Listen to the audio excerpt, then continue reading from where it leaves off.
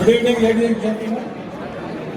Our chief guest for tonight is Excellency Mr. Morten, Bodskov, Minister of Industry, Business and Finance Affairs, has arrived. And now we can start our formal program. May I request Excellency Minister and Ambassador, please come on up there.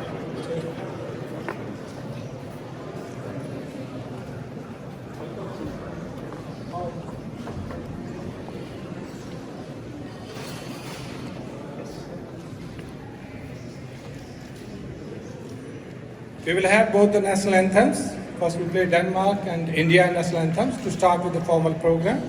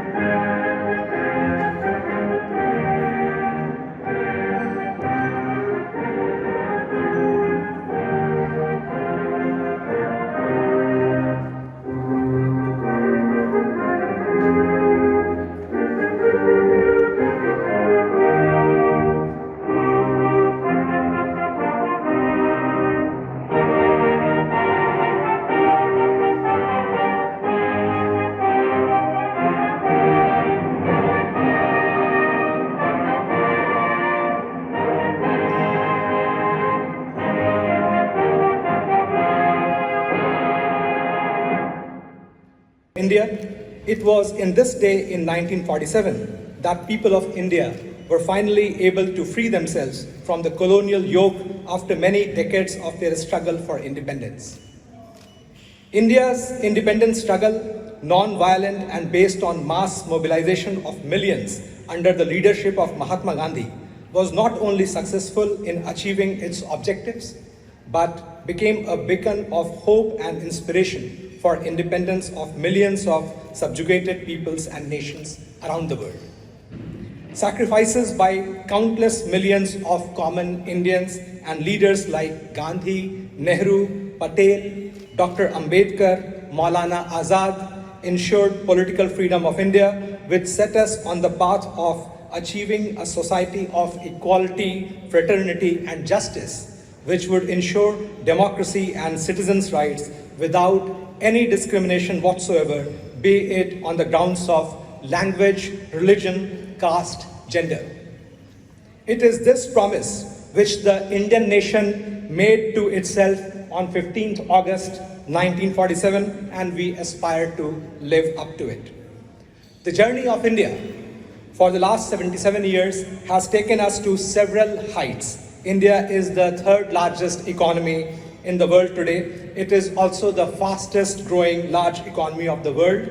Struggling with food deficiency in the early decades of independence, India today is not only self-sufficient, but ensures food security for its 1.4 billion population. The nation's scientific and technological strides are impressive, from successful Mars and lunar missions in space to peaceful usage of nuclear energy, from being the largest producer of vaccines in the world to having the largest number of digital financial transactions globally. The list goes on. However, we are also acutely conscious of all that we are still to achieve. Foremost among that is elimination of poverty in our country and raising the living standards of every last Indian. Despite our development challenges, India has an unflinching faith in democracy. We are the world's largest democracy, and the recently held general elections in India, with its 968 million registered voters, was an unprecedented, gigantic feat. India has demonstrated how democracy counts and works for free expression of the will of the people of India. In this way, India also contributes to the propagation of values of democracy and freedom all over the world. We are confident that a democratic India, which continues to play its rightful role in the world and contributes to global peace, stability, and development, will also continue to have steadfast support of all the friendly nations of the world. In this context, we attach great importance to our relations with Denmark. Though India-Denmark trading contacts go back to at least 17th century in history, this year both our countries are celebrating the 75th year of establishment of their diplomatic relations, the beautiful logo of which shines on the screen here. This logo was officially inaugurated in New Delhi in February this year, jointly by Foreign Ministers Lars Løkke Rasmussen and Dr. S. Jaishankar, signifying that India and Denmark beat together as a heart and are full of friendship for each other. With regular exchanges of high-level visits in recent years, including those of Prime Minister Frederiksen and Prime Minister Modi, and most importantly, the visit of the royal couple last year in their previous capacity as Crown Prince and Crown Princess, there is a clear support from the leadership on both sides to this important bilateral relations.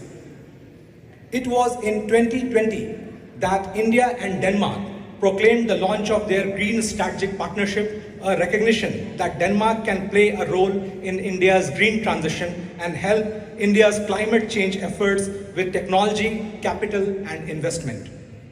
Danish companies have remarkable and proven technologies which can especially transform India's renewable energy landscape, particularly in wind energy. Danish companies can provide green solutions for India's energy needs with the help of biogas and green hydrogen technologies. India and Denmark have joint working groups working for green shipping. Denmark is a major solution provider for us in the field of water, clean tech, and reclaiming our disappearing water bodies, lakes, and water tables in several water-stressed parts of India. With $132 billion of budget outlay for infrastructure projects this year, we invite Danish companies to participate in designing and executing India's mega projects. This year, India also became the fourth largest equity market in the world, with the combined value of listed shares crossing way above $4 trillion. With its stable economic growth and strong fundamentals, India seeks foreign direct investment from Danish companies and institutional investors to look at the Indian market. India's multifaceted relations with Denmark are being built further with the presence of every major Indian IT services company in Denmark, providing IT solutions and support for many Danish companies. The Indian diaspora population, most of them IT personnel, has grown to almost 20,000, and it's contributing to Denmark through its diligence and talent. They bring the beautiful aspects of Indian culture to Denmark and showcase them in their cultural festivals, be it Holi and Eid in Copenhagen, to Diwali in Aarhus and Aalborg.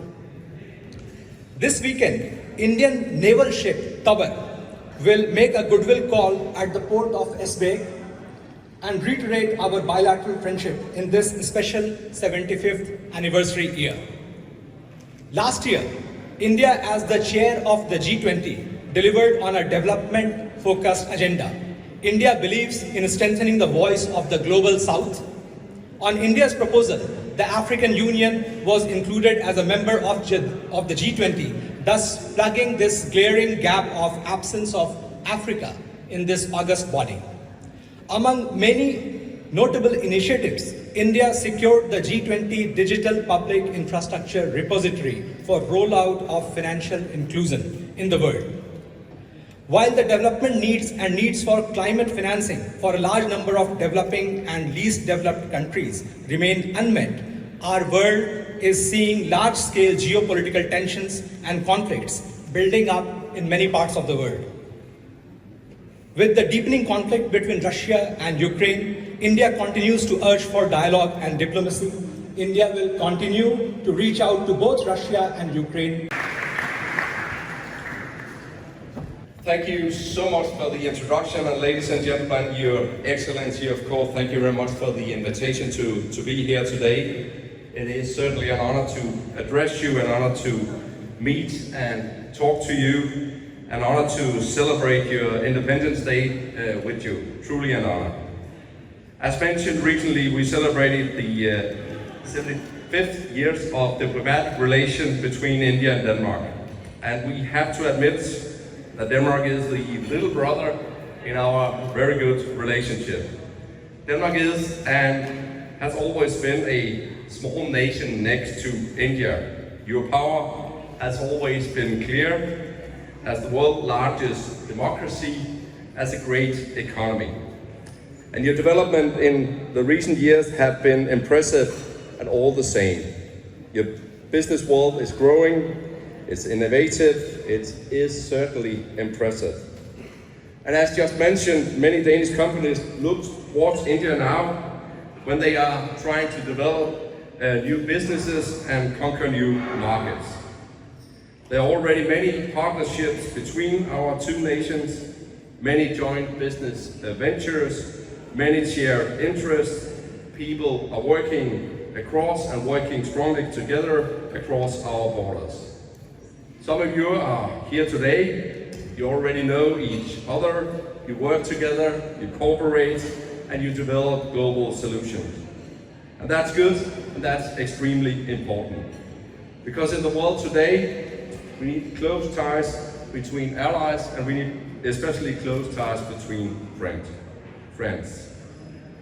We have much to learn from each other in many areas where we can develop our countries and where we can develop our economies. The solution, so to say, for the future is to the benefit of all. In recent years, Denmark and India have formed an even closer bond on green strategic partnership, and this partnership is just one example to our strong relationship. In Denmark, we see huge potential in our friendship with India on green shipping, in renewable energy solutions, and also, of course, in and within the development of new innovative technologies. Not only for Denmark, but of course also for India, this cooperation is extremely important. But it's also important for the entire world. But because the truth is that we cannot succeed in the green transition without you. That's how simple it is. And that's why our partnership is so important. So thank you so much for the honor for being here today. I'll be traveling to India for the first time, actually here in September, and I look very much forward for visiting your beautiful country. It will be a great honor for me to have the possibility to visit your beautiful country. So on behalf of the Danish government, I can simply say, India is a valued friend. I hope that our bonds will become even stronger, and I'm sure it will. So once again, happy Independence Day. It's an honor for me to be here to participate in the celebration of this wonderful day. Thank you very much, everybody.